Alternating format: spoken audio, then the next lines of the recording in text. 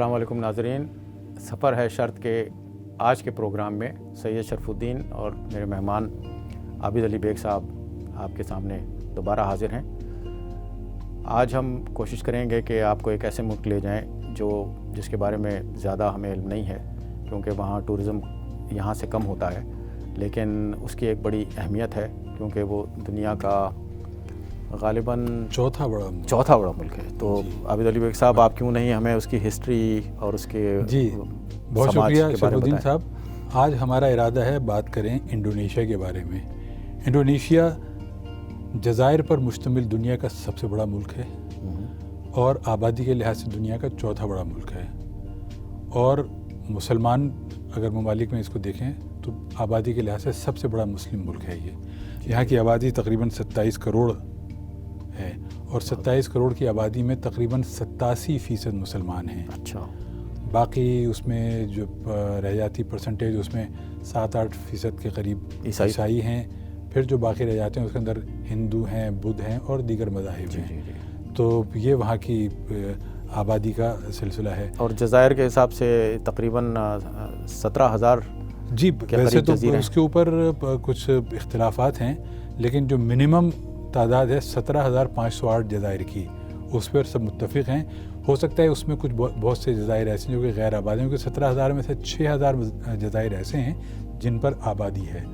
اچھا، تو جو غیر آباد جزائر ہیں ان کی تعداد میں کچھ اوپر نیچے فرق ہو سکتا ہے۔ تو ایڈمنسٹریٹو ریزنز کی وجہ سے انہوں نے اس کو 5 بڑے جزائر اور 30 گروپوں پہ شاید کر کے اس آرچیپیلاگو کو ڈیفائن کیا ہے۔ اور اس کی خاص بات یہ کہ جو اس کا جاوا کا علاقہ ہے، جس میں جزائر شامل ہیں، وہ آبادی کے لحاظ سے پورے انڈونیشیا کا سب سے بڑا علاقہ ہے، اور تقریباً آدھی آبادی انڈونیشیا کی جاوا میں رہتی ہے۔ اور ان کا دارالحکومت بھی جاوا میں ہے۔ دارالحکومت جکارتا جو ہے وہ بھی جاوا میں ہی ہے، اور اس کے اطراف میں جو ممالک ہیں اس میں ملیشیا ہے، سنگاپور ہے، ویتنام ہے، فلپین ہے، پلاؤ ہے، پاپوا نیو گنی ہے۔ چونکہ اس کے جزائر چاروں طرف پھیلے ہوئے ہیں تو یہ ان کے اندر ہی ہر طرف کوئی نہ کوئی سرحد کسی کے قریب ہے یا ملتی ہے۔ اس طریقے سے یہاں پر نیچرل ریسورسز بڑی وافر مقدار میں پائی جاتی ہیں، اور ان میں آئل، گیس، کوئلہ، ٹن، سونا وغیرہ شامل ہے۔ جو زراعت ہے اس کے اندر چاول، چائے، پام آئل، کافی، اور اس کے علاوہ ربر اور مسالے۔ یہاں کے مسالوں کی وجہ سے تو انڈونیشیا دنیا بھر میں مشہور ہوا، جبکہ 15ویں-16ویں صدی میں یورپ سے پرتگیزی ملا آنا شروع ہوئے، صرف مسالوں کی لونگ، دار چینی اور ساری چیزیں جو ہم جانتے ہیں، وہ لینے کے لیے۔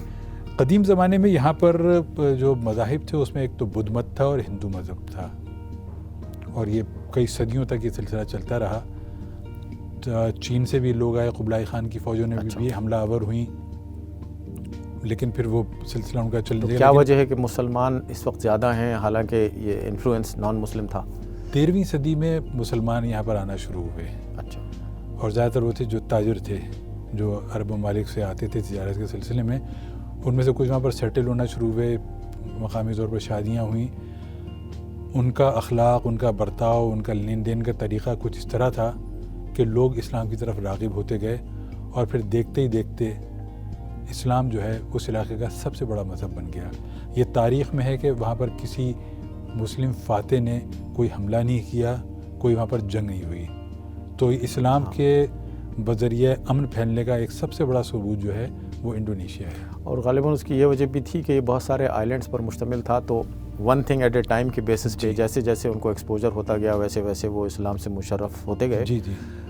غالباً ایک جزیرہ ایسا تھا جو اب تو خیر پروونس کہلاتا ہے، بالی، جس میں اسلام زیادہ نہیں پھیلا، اس میں بدھ مت اور ہندو مت کے لوگ ابھی بھی ان کی ڈومینیشن ہے۔ بالکل، اور وہ بالکل ہی ساؤتھ میں جا کر ہے بالی، جو آسٹریلیا سے بہت نزدیک ہوتا ہے وہ علاقہ۔ 17ویں صدی میں یہاں پر پرتگیزی ملا آنا شروع ہوئے، اور وہی تجارت کے سلسلے میں شروع ہوئے۔ اس کے بعد پھر ولندیزی آنا شروع ہوئے، اور انہوں نے وہاں پر ایک ڈچ ایسٹ انڈیا کمپنی قائم کی، اور جو ان کا طریقہ کار تھا کہ آتے تو تجارت کے لیے تھے، لیکن آہستہ آہستہ جو ہے وہاں پر قابض ہو جاتے تھے، ان کا قبضہ ہوتا۔ پھر یہ ہوا کہ ان کے کچھ معاملات صحیح نہیں چلے، اور وہ بینک کرپٹ ہو گئی، وہ جو ڈچ ایسٹ انڈیا کمپنی تھی۔ تو اس کے بعد ڈچ انڈیز کے نام سے ایک نیشنلسٹ حکومت وہاں پر قائم ہوئی جی، اور ڈچ کا سپرویژن تھا، اور ڈچ انڈیز جو ہے وہاں پر کافی عرصے تک قائم رہی، اور یہ سلسلہ چلتا رہا تقریباً دوسری جنگ عظیم تک. ٹھیک. دوسری جنگ عظیم میں جاپان نے حملہ کیا، قریبی سارے علاقوں پر جاپان کا قبضہ ہوا، انڈونیشیا پر بھی جاپان کا قبضہ ہو گیا، اور دو تین سال تک وہ قبضہ رہا. لیکن جب جاپان نے دوسری جنگ عظیم میں سرنڈر کیا تو اس کو انڈونیشیا بھی خالی کرنا پڑا، اور دوبارہ رول جو ہے وہ نیدرلینڈ کے پاس جانے لگا. لیکن انہوں نے 45 میں اسی وقت 1945 میں جس وقت کہ جاپان نے حکومت واپس دی نیدرلینڈ کو، اسی وقت وہاں پر سویکارنو اور ان کے ساتھی تھے ہتا، انہوں نے اعلان آزادی کیا. ٹھیک. اور وہ یہ سمجھیے کہ وہ پھر سلسلہ ان کا نیدرلینڈ کی جو ڈچ حکومت تھی اس کے ساتھ ان کا چلتا رہا، کچھ لڑائی جھگڑے بھی ہوئے اور ان کو جہد و جہد کرنی پڑی خاصی طویل. 1945 کے 1949 میں جا کر 4 سال کے بعد جو ہے ان کو نیدرلینڈ نے ان کی حکومت کو قبول کیا، مانا، اور اس کے بعد وہ وہاں سے وڈرا کر گئے. مکمل آزادی. تو مکمل آزادی جو حالانکہ حکومت کا اعلان 1945 میں کیا تھا، 1949 میں انہوں نے مسلم حکومت کی وہاں پر باقاعدہ داغ بیل ڈلی اور اس کو دنیا بھر نے تسلیم کیا. لیکن میں نے سنا ہے کہ وہ جو ان کی لبریشن کی موومنٹ تھی وہ اتنی آرگنائز تھی جی کہ انہوں نے 1945 میں جو کانسٹیٹیوشن اڈاپٹ کیا تھا وہی کانسٹیٹیوشن آج بھی انڈونیشیا کا کانسٹیٹیوشن ہے، حالانکہ آزادی 4 سال بعد. جی ہاں، وہ ہے بس یہ اس پہ تھوڑی بہت تبدیلیاں جو ہوتی رہتی ہیں. جی. اور یہ وقت جب 1949 میں حکومت عمل میں آئی تھی تو عبدالرحمن سوکارنو وہاں کے صدر منتخب ہوئے تھے، اور وہ 1965 تک ان کا سلسلہ چلتا رہا حکومت کا. پھر اور اس دوران ان کی کمیونسٹوں سے بھی خاصی چلتی رہی، لڑائیاں بھی ہوئیں، جنگ ہوئی ایک طرح کی، ان کو سپریس کرنے کی کوشش کی، انہوں نے اٹھنے کی کوشش کی، سلسلہ خاصا چلا. 1965 میں جنرل سوہارتو نے ان کی حکومت کا تختہ الٹ دیا، اور پھر اس کے بعد جنرل سوہارتو کا سلسلہ جو ہے وہ کافی طویل عرصے تک چلا. غالباً یہ ملٹری انٹرسٹ جو ملٹری انفلوئنس رہا یہ 40 سال تک جی یہ مطلب ملٹری حکومت رہی. جی. اس کے بعد اب یہ ہے کہ پھر وہ وہاں پر ایک طرح کی جمہوریت نے پروان چڑھنا شروع کیا، اور اس وقت جو وہاں کے صدر ہیں جوکو ویڈودو وہ منتخب صدر ہیں. تو یہ سلسلہ 2014 میں غالباً یہ پہلی دفعہ. جی 2014 میں یہ وہاں کے صدر بنے تھے، اور اب یہ ابھی تک وہاں پر دسمبر 2019 میں شاید یہ دوبارہ وہاں کے کانسٹیٹیوشن کے مطابق آپ 2 ٹرم سے زیادہ نہیں سرو کر سکتے. ان کی خوبی میں نے یہ سنی ہے کہ یہ پہلے عوامی صدر ہیں جو کہ ایک فرنیچر میکر ہیں. اچھا. پالیٹکس میں آنے سے پہلے لکڑہارے کے اور بیٹے لکڑہارے کے، ان کے والد جو تھے وہ لکڑیاں بیچا کرتے تھے. جی. تو ایک بہت بڑی چینج آئی ہے انڈونیشیا میں کہ اتنے لمبے طویل ملٹری رول کے بعد، اگرچہ کہ اس کا فائدہ میں دیکھتا ہوں کہ انہوں نے انڈونیشیا کو ترقی تو دی. جی. کرپشن بھی تھی، نیپوٹزم بھی تھا، انڈونیشیا میں بہت سارے اسکینڈلز ہوئے، فائنینشیل اسکینڈلز ہوئے. جی. لیکن اس ملک کی ریسورسز اتنی زیادہ رچ تھیں کہ اس کے 2 فائدے ہوئے کہ ایک تو انڈونیشیا ترقی کر گیا. وہاں پر آپ نے دیکھا ہوگا جکارتا میں اور دوسری جگہوں پہ کہ مسلسل ارتھ کویکس کے آنے کے باوجود جی وہ کنٹری جو ہے وہ بالکل باسکٹ کیس نہیں بنا، بلکہ ایک ایمرجنگ اکانومی ہے، اور آسیان میں تو اس کا بہت بڑا ڈیولپمنٹ کا دور ہے. دوسرا فائدہ میں نے یہ دیکھا ہے، غالباً آپ نے بھی نوٹ کیا ہوگا، کہ انڈونیشین عوام جو ہیں سٹیزنز نہایت ڈسپلنڈ ہیں. جی. میں نے آج تک ایسی ڈسپلن قوم میرے خیال میں کہیں اور نہیں دیکھی. جی. میرا اتفاق ہوا وہاں پر کئی فیکٹریز وزٹ کرنے کا، گارمنٹ فیکٹریز اسپیشلی. تو وہاں جس طریقے سے وہ آرگنائز طریقے سے کام کر رہے تھے کہ ایک فیکٹری میں ہزاروں لوگ کام کر رہے ہیں، اور وہ جیسے شرٹ کا ایک سلسلہ شروع ہے، کالر سے چلا، اس کا دوسرے نے آستین جوڑی، تیسرے نے اس کی دوسری آستین جوڑی، اور چوتھے نے سامنے کا جوڑا. آپس میں کوئی بات نہیں کرتا. مشین جیسے مشین چل رہی ہے اسی طریقے سے ان کے ہاتھ چل رہے ہیں، اسی طریقے سے کام چل رہے ہیں. تو ایک چیز یہ. دوسری چیز یہ کہ وہاں کے لوگوں میں نے نوٹ کی، میرا کئی دفعہ وہاں پر جانا ہوا، کبھی میں نے کسی ایک شخص کو دوسرے سے اونچی آواز میں بات کرتے نہیں سنا. کوئی کسی کے اوپر چیختا نہیں، چلاتا نہیں، ڈانٹتا نہیں. تو یہ چیز بڑی تھی. اور مجھے وہاں لوگوں نے بتایا کہ اگر آپ فیکٹری میں کام کر رہے ہیں، کسی آفس میں کام کر رہے ہیں، اور آپ کے سپروائزر نے یا آپ کے باس نے آپ کو ڈانٹ دیا، تو اس کا مطلب کہ کل سے آپ نہیں آ رہے ہیں. اور یہ ہوتا ہے کہ اگر کسی کو آپ نے ڈانٹ دیا، اگلے روز سے وہ خود ہی نہیں آتا وہ. یہ اس کا ان کو ایک سیکرٹ پتہ ہے غالباً. جی.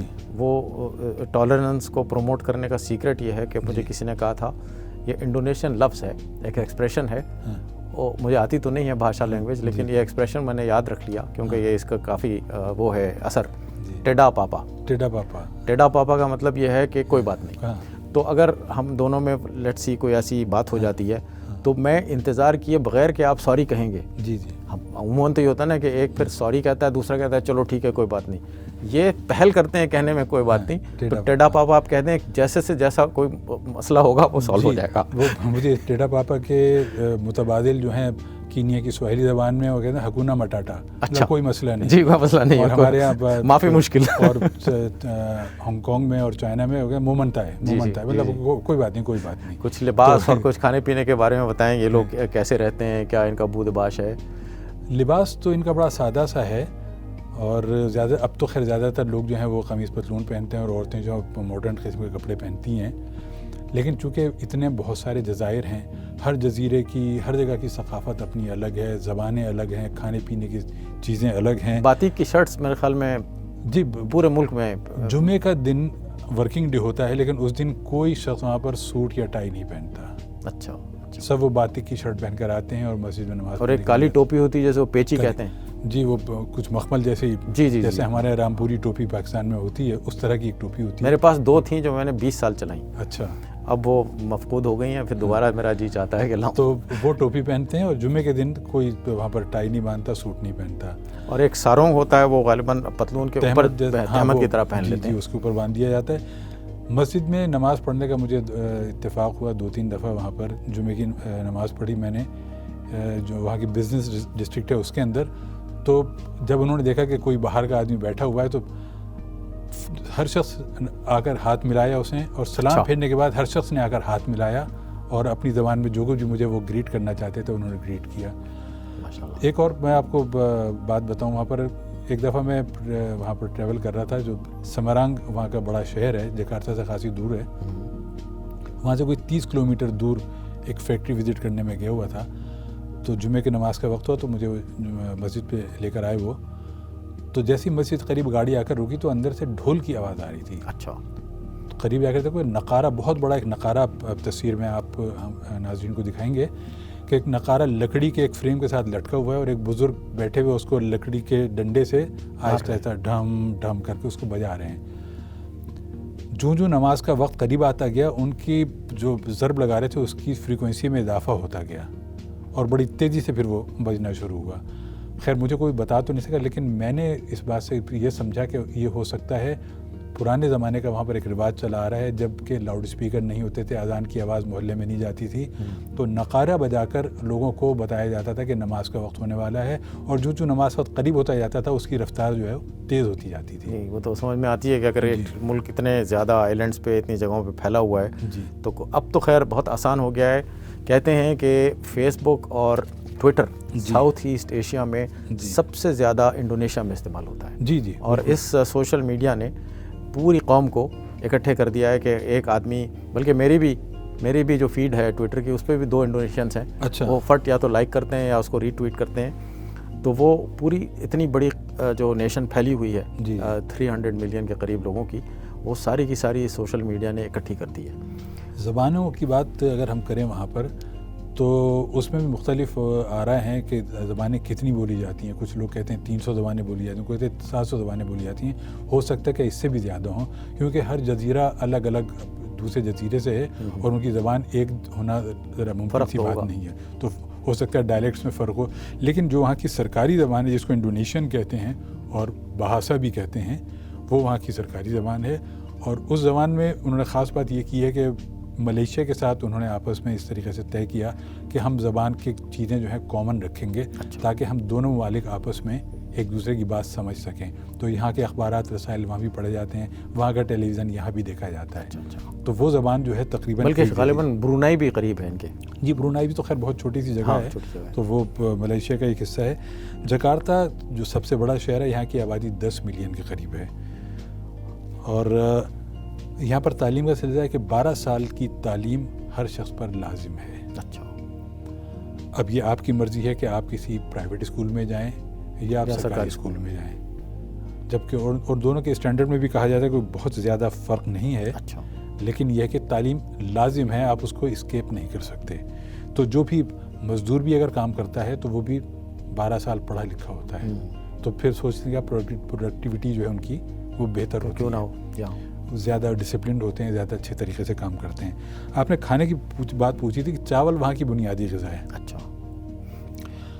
اور ساتھ میں اس سی فوڈ تو خیر عام ہوگا, سی فوڈ ہے, پھر گوشت بھی ہے, سبزی ہے, چکن بھی ہے, یہ ساری چیزیں.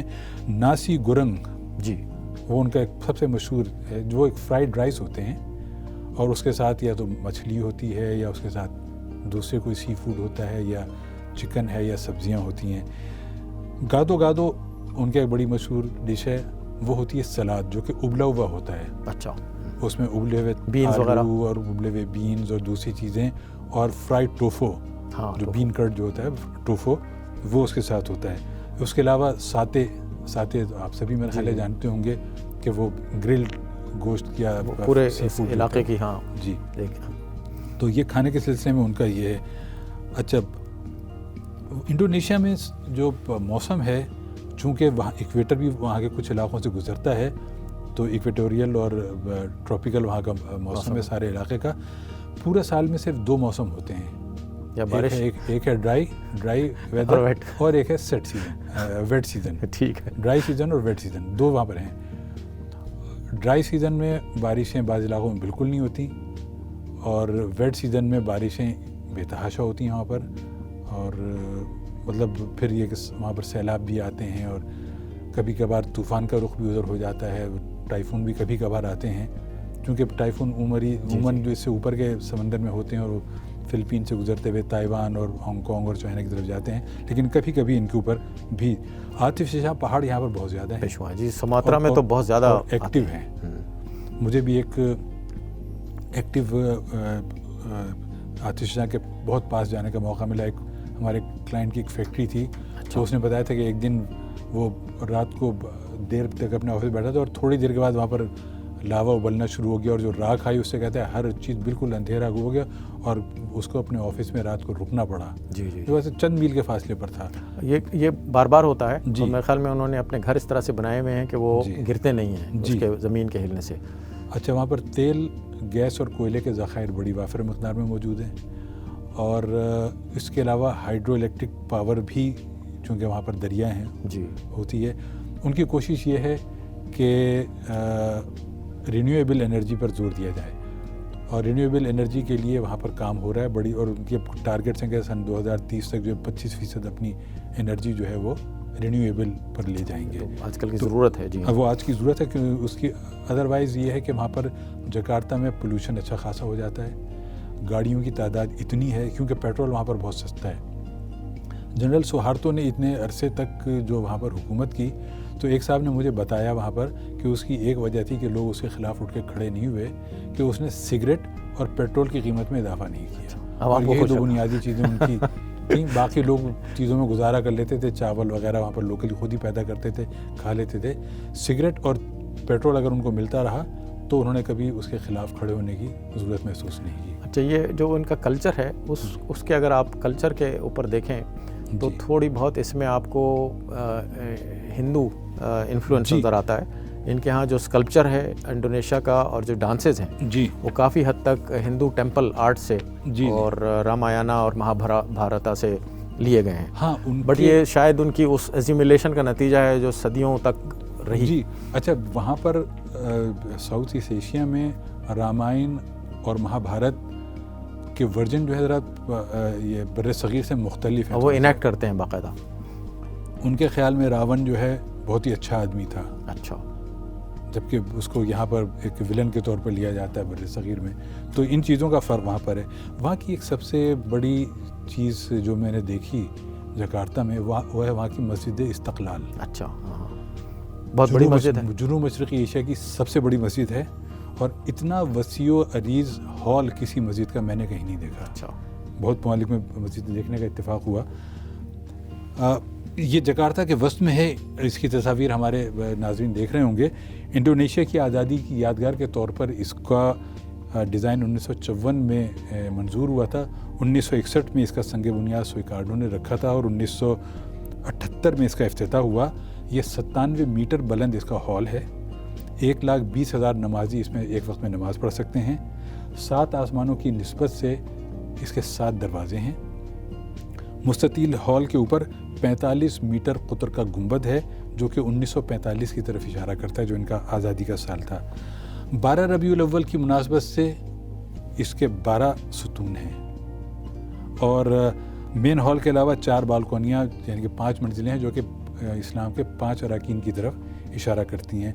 اور عام طور پر جو عربی، ترکی اور بر صغیر کا طرز تعمیر ہے اس کے برخلاف مسجد کا صرف ایک مینار ہے جو اللہ تعالیٰ کی وحدانیت کی طرف اشارہ کرتا ہے اور اس مینار کی اونچائی 66.66 میٹر ہے جو کہ قرآن کریم کی 6,666 آیات کی طرف اشارہ. میں آپ سے مزید سوال کرنا چاہ رہا تھا کہ کون کون سی جگہوں پہ جایا جائے، لیکن مجھے ابھی اشارہ ہوا ہے کہ اس وقت تقریباً ہم اپنے پروگرام کے اختتام پر پہنچ گئے ہیں، تو انشاءاللہ پھر دوبارہ آپ سے اسی ملک کے بارے میں بات کریں گے انشاءاللہ. ناظرین، بلکہ میں تو یہ کہوں گا کہ اس تجربے کو پیش رکھتے ہوئے کہ ہمارے پاس باتیں بہت ہیں، وقت کم ہے، تو کیوں نہ ہم اس سلسلے کو ملکوں کے علاوہ شہروں تک بھی لے جائیں اور بڑے بڑے شہروں پہ بات کریں کیونکہ کئی ایسی چیزیں ہیں جو ہم شیئر کرنا چاہتے ہیں آپ لوگوں کے ساتھ جہاں ہم گئے ہیں.